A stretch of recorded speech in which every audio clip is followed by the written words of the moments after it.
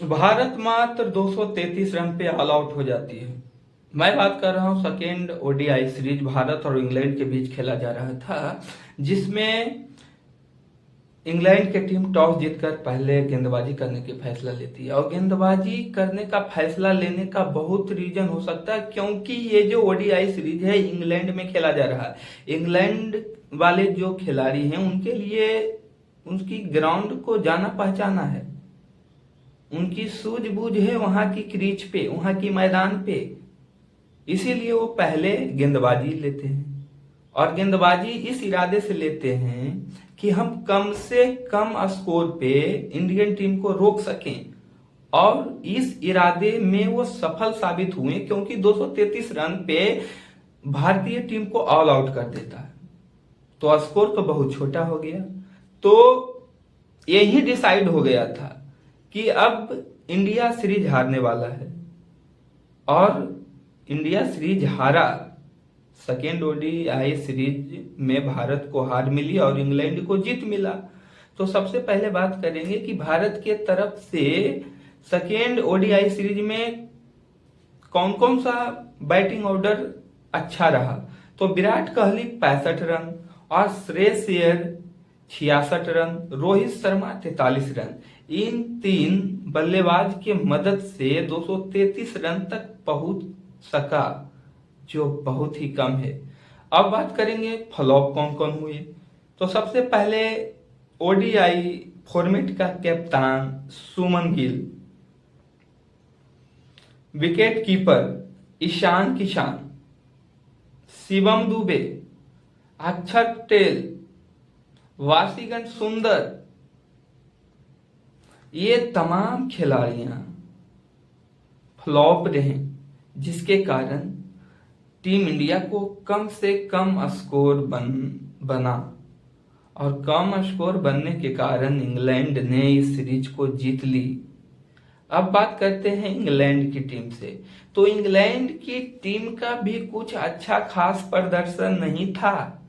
भारतीय गेंदबाज ने उनकी भी कमर तोड़ दिया था।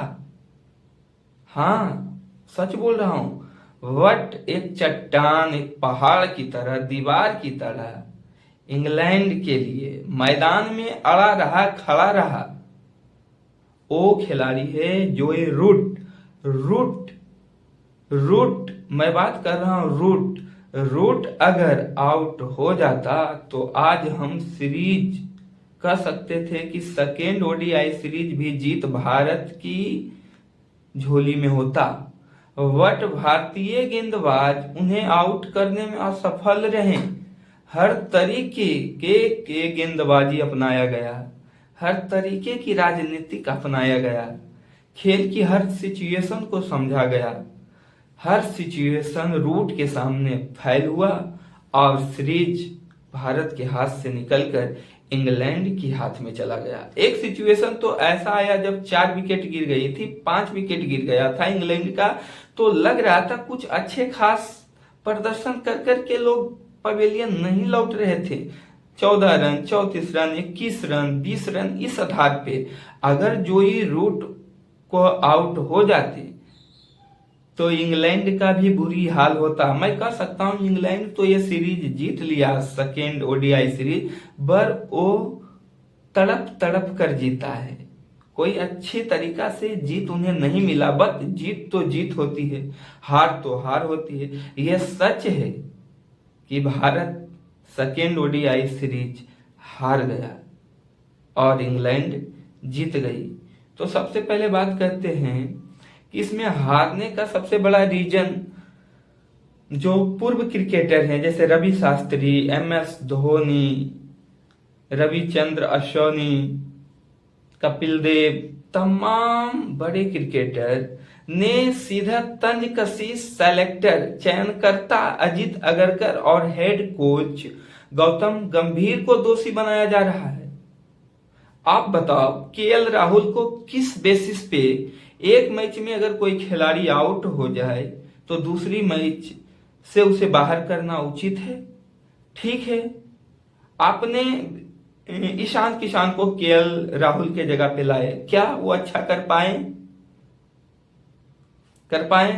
अरे आप जिस तरह से T20 फॉर्मेट हार पे हार, हार पे हार मिला आपको, तो उसमें अच्छा खासा प्रदर्शन कहाँ है ईशान किशन का? किसी को 6-6 मौका दे रहे हो, किसी को एक मौके पे। केएल राहुल बहुत अच्छे खिलाड़ी हैं, एक मैच आउट होने के बाद उन्हें रिप्लेसमेंट कर दिया। रिजल्ट क्या मिला? हार ही मिला ना। तो इसमें बहुत सारे त्रुटियां हैं, चयनकर्ता की कुछ गलतियां हैं, हेड कोच की कुछ गलतियां हैं। अब टीम इंडिया क्या इतना कमजोर हो गया है? अरे क्रिकेट है भाई, हर बार 50-100 रन कोई नहीं मार सकता है, बट उसकी कंटिन्यूटी फॉर्म देखो ना। अगर आप 5 मैच खिला रहे हो, 3 में अगर वो अच्छा खेला है तब उसे मौका देना उचित बनता है। बट वो तो 5-6-7-7 मैच खिला दिए ना ईशान किशन को। क्या प्रदर्शन रहा? लास्ट वाले पश्चिमी T20 सीरीज में वो 56 रन शायद बनाए। तो 7 मैच किसी को दिए, केएल राहुल को निकालकर आप सही नहीं किया। हार का ये भी बहुत बड़ा रीजन हो सकता है। अब बात आई थर्ड ओडीआई सीरीज में, आप क्या बदलाव करने वाले हो? या वाशिंगटन सुंदर को हटाओगे या प्रसिद्ध कृष्णा को हटाओगे? क्योंकि अभी भी आपके पास 2 गेंदबाज हैं, एक अर्शदीप सिंह, एक कुलदीप यादव। आप तो इस ईशान किशन की यूज तो कर लिया, तो वाशिंगटन सुंदर तो इस बार भी 0 पे आउट हुए हैं। तो क्या इनके जगह अर्शदीप सिंह को मौका देंगे आप? नहीं देंगे। क्या प्रिंस यादव को मौका देंगे? वो भी तो तेज गेंदबाज हैं। तो सर, आप कब तक ऐसे इंडिया को जलील करवाओगे? T20 सीरीज में आपने जलील करवाई, अब आखिरी मौका है तीसरा ओडीआई सीरीज में ठंडे दिमाग से बीसीसीआई को फैसला लेने की जरूरत है। अपने खिलाड़ियों पे, उनकी टैलेंट पे भरोसा करना होगा आपको। अगर भरोसा नहीं करोगे, एक मैच पे उन्हें बाहर बैठाओगे, तो आपको हार पे हार सामना करना पड़ेगा। भारत और इंग्लैंड के बीच सेकेंड ओडीआई सीरीज 16 जुलाई 2026 को खेला गया, जिसमें इंग्लैंड के टीम ने पहले टॉस जीतकर गेंदबाजी करने का फैसला लिया और फर्स्ट बल्लेबाजी भारतीय टीम को मिला। तो भारतीय टीम मात्र 233 रन पे ऑल आउट हो जाते हैं। अब इंग्लैंड को जीतने के लिए 234 रन की लक्ष्य चाहिए, जो बहुत ही कम माना जाएगा।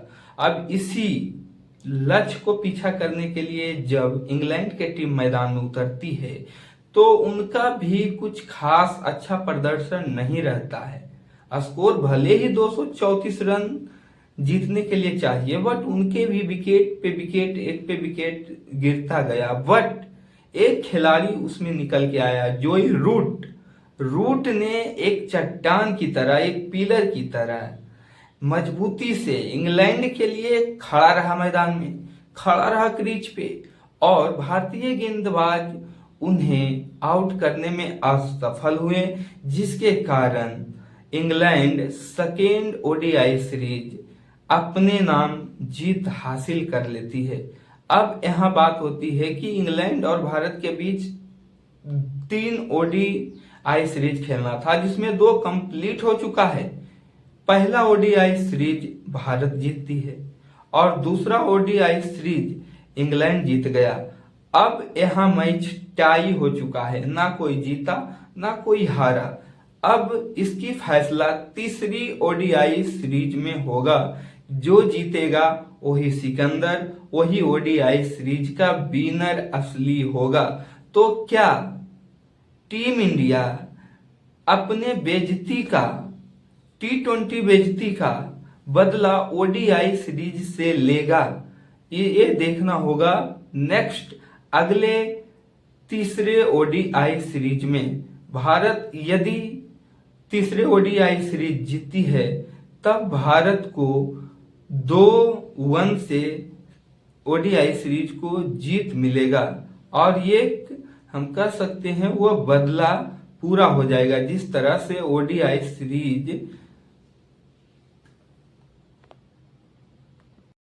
सेकेंड ओडीआई सीरीज का बना पहाड़, बना चट्टान, बना दीवार।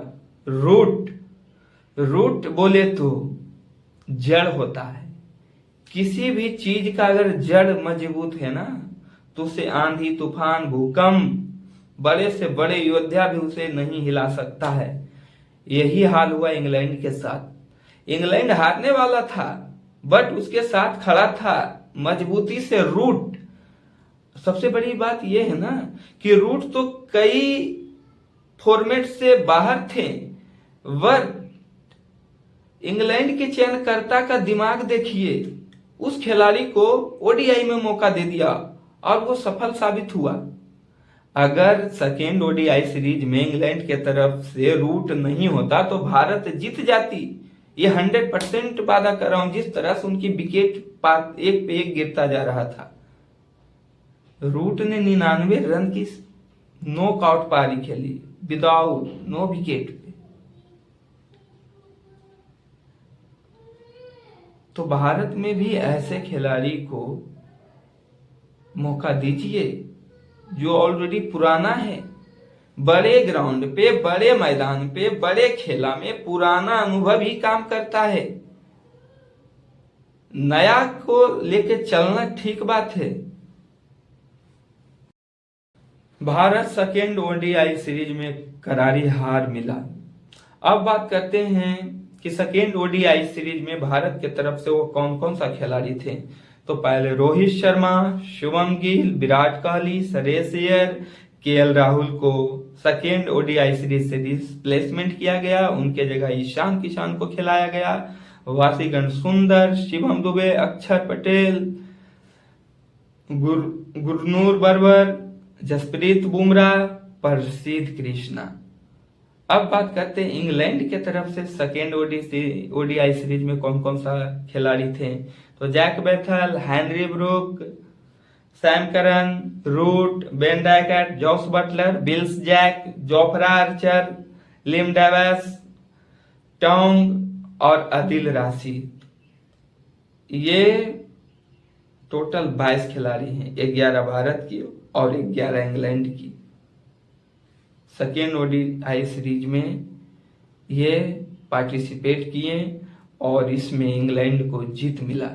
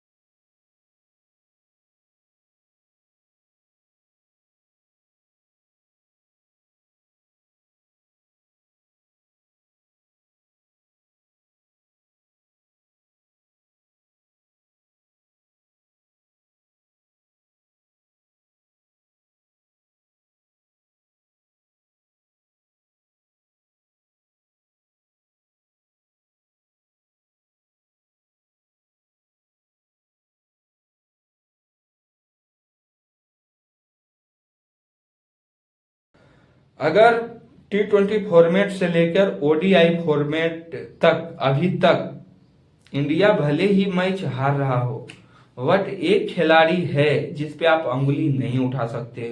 वो खिलाड़ी है T20 के कप्तान सुरेश अय्यर। वो अकेला बंदा क्या कर लेगा भाई?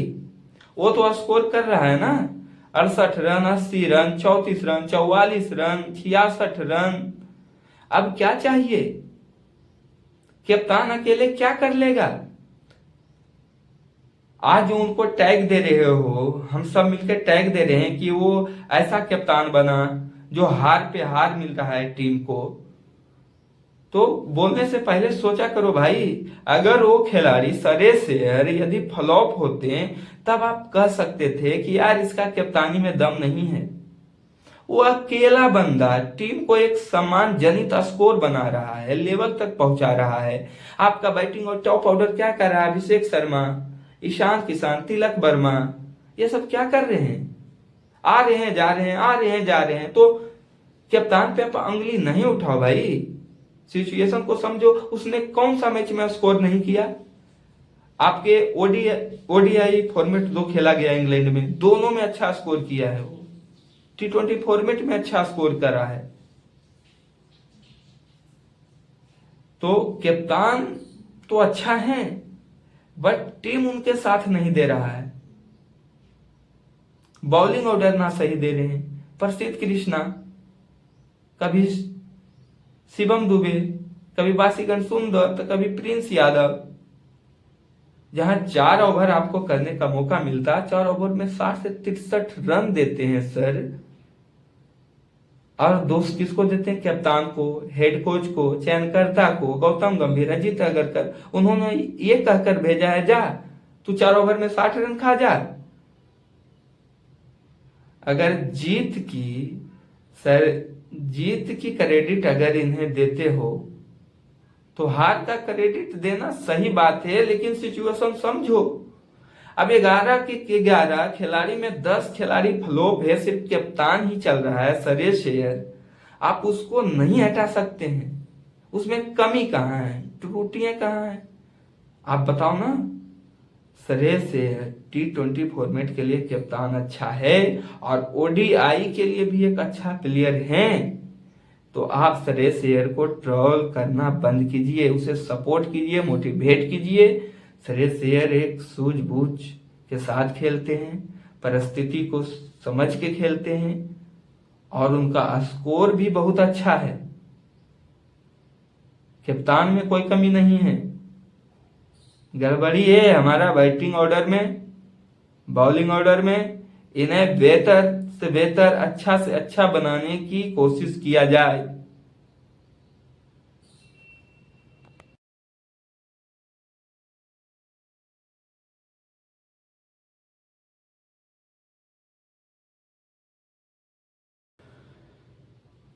चयनकर्ता और हेड कोच अजीत अगरकर और गौतम गंभीर इस विषय पे क्या सोचते होंगे?